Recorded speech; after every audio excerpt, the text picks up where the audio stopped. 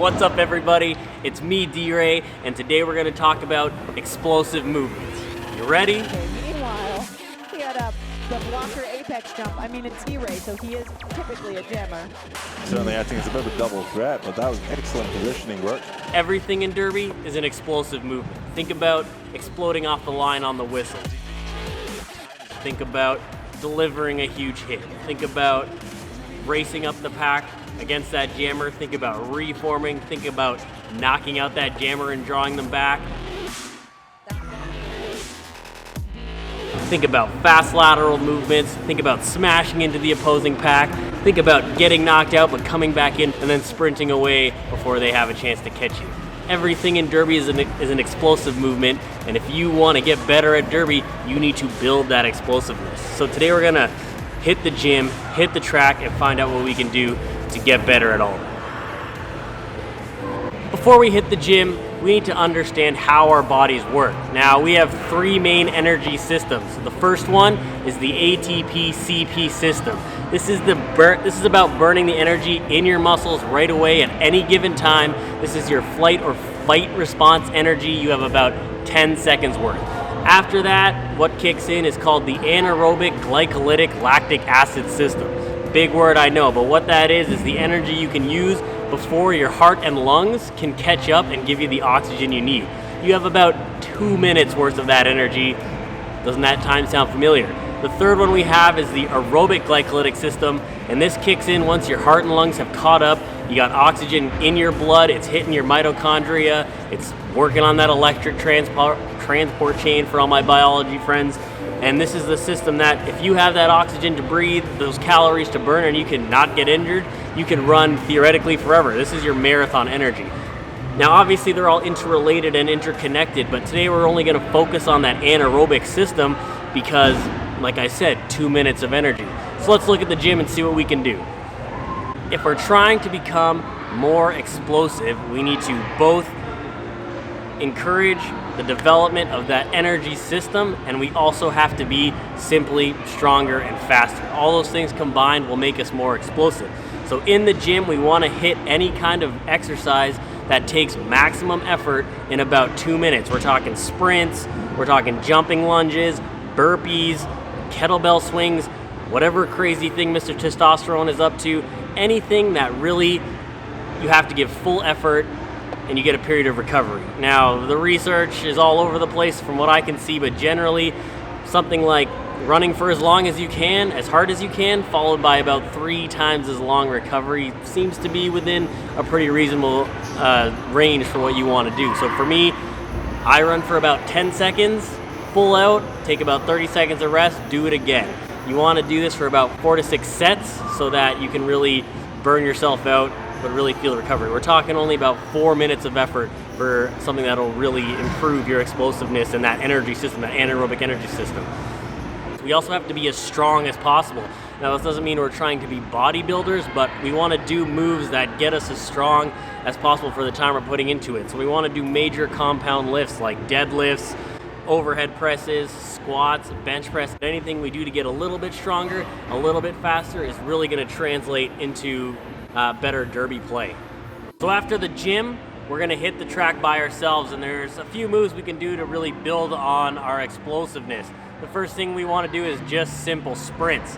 Now, I set it up, I try to run as fast as I can for as long as I can. Some really important things you have to think about are I need to lean forward. You want at least 45 degrees of lean to get any real power out of it. The second thing you want to do is you want to drive those knees. You want to pick them back up, slam them back down as fast as you can. And the third thing you want to do really is to use your arms. You want to pump your arms as much as you can get. Any little bit of energy you can squeeze out of this sprint is perfect. So I like to do about 4 sprints straight forward. I switch which leg I'm starting on. Then I do 4 sprints in either direction. I start on my left, start on my right, and then I do 2 sprints or as many as I feel like it's starting from a skating direction that takes me backwards. So I start, I kick backwards, and then I get into a sweep, and then I run. The next thing I want to do is work on my lateral acceleration, that really explosive movements, because stopping and changing direction is also explosive if you think about it. It requires me to put energy into slowing myself down. So what I want to do now here is I put 4 cones down on the track. I start in my starting spot. I'm going to jab step to the first one, back to the middle. Then I'm crushing it to the second cone, back to the starting point, to the third cone, starting point, fourth cone, starting point, and then I'm going all the way to the other side, and I'm doing the same setup but going the other direction.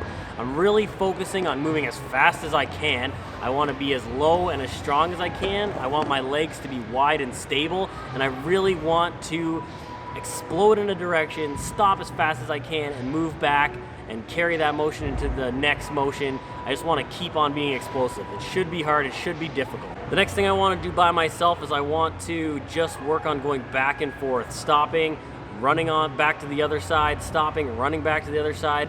I'm less concerned about my actual stopping technique. That's something we can work on in a later video, and I'm more focused on getting back up to speed, pushing it, pushing it, pushing it. I usually do this for a whole lap, really just crush my endurance and really feel like that explosive drive, that continual effort, and really feel burnt out by the end of it. Now that we've done all this solo stuff, we can bring our teammates into it and come up with a couple drills so that we can all get faster.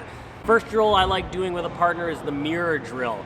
My goal is to fake out the blocker. The blocker's goal is to stay in front of me. There shouldn't be any contact and there shouldn't be any moving up the track, but my goal is to use head fakes, body fakes, fast movements, back and forth, direction changes, anything I can use to get past that blocker while at the same time they're trying to stay in front of me. As soon as I go for it, if they touch me, that's it. I lose that round. If I go by, awesome. We just reset, start it again. I go for about 30 seconds, and then we switch who's doing it, and we do this for a couple of rounds. Next thing I want to do is really hammer down that explosive impact. It's one thing to be fast and explosive, but we really need to take it now to an impact perspective, hitting, which is such a big part of Derby. I get one of these crash pads. You can get them at a lot of sports stores, maybe on Kijiji or whatever, but they're roughly around $40 in Canada, maybe more, depends what kind of quality you want. But all I do is I set up and I get my partner to really load their legs. I want them to put all their power into it. I want them to load their legs, use their arms, explode into that pad for a really snappy hit, a really powerful hit, and then once they have that impact, to drive, to keep driving, pushing me for about 10 feet. I'll do this for about up to 10 times, depending on how much time and how much effort we all feel like doing. The second part of that is I want to have now indirect impact. I want this blocker to rush up to the pack, change direction, and smash someone. This is really effective for something like offense if you think about it. This player is going to come up, crank a lateral, hit me, and drive me off the track. We're going to do this again 10 times. The next thing we're going to do with a partner is we're going to work on everybody having a little bit of an explosive movement in a more realistic Derby situation. So what I do is I have my blocker set up in a blocking position on the jam line. The jammer comes around from about turn 3 and 4 with as much speed as they can muster, and right before they make that impact, they are making a huge explosive move to whatever direction they feel they can make, and meanwhile the blocker is trying to hit them and get them out.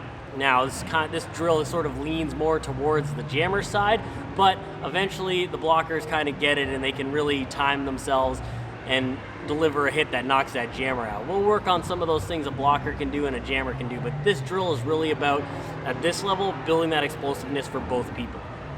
With those drills in mind, now we can kind of bring in our entire team. We're going to have the same setup as with one blocker, but now we have 3. So our blockers are set up on the jam line. Our jammers are coming around the turn as fast as they can, and they're trying to make explosive movements. The way I run this drill is I run it for 2 minutes. If I can get out, you just reset, you come back. Things to think about are when you can get that explosive movement, you sprint away. And if you do have to make an impact, you hit that wall and you drive it until you're out of drive, because that's the whole point of the drill. It really helps the jammers to try to fight a big, strong wall, and it really helps the blockers because you have essentially relentless drive from those jammers, so everybody really benefits. Anyway, that's my video for today. I really hope you found it useful and you can find a couple ways to become more explosive on the track and up your Derby game. If you have any questions or comments, don't be afraid to reach out. If you have any ideas for future videos, shoot me a message.